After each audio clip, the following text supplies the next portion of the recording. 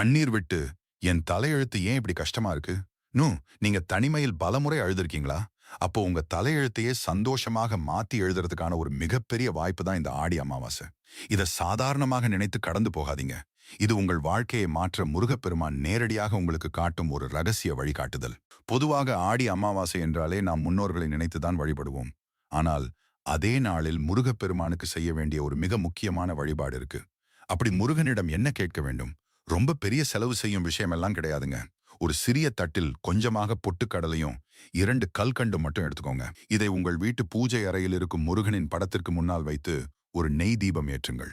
ஒரு 5 வயது குழந்தை தன் அப்பாவிடம் எப்படி அழுது உரிமை எடுத்து கேட்குமோ அதே மாதிரி மனமுருகி, அப்பா முருகா, என் வறுமையையும் கஷ்டங்களையும் தீர்த்து என் தலையெழுத்தை நல்லபடியா மாத்தி கொடுப்பா என்று உங்கள் வார்த்தைகளால் ஆழமாக கேளுங்கள். நாம் பென்சிலால் எழுதிய ஒரு தப்பை ரப்பரை வைத்து எவ்வளவு சுலபமாக அழிக்கிறோமோ அதே போல இந்த ஆடி அமாவாசை அன்று நீங்கள் வைக்கும் இந்த எளிய நைவேத்தியமும் உங்களின் உண்மையான வேண்டுதலும் உங்கள் தீய கர்ம வினைகளை மொத்தமாக அழித்துவிடும்.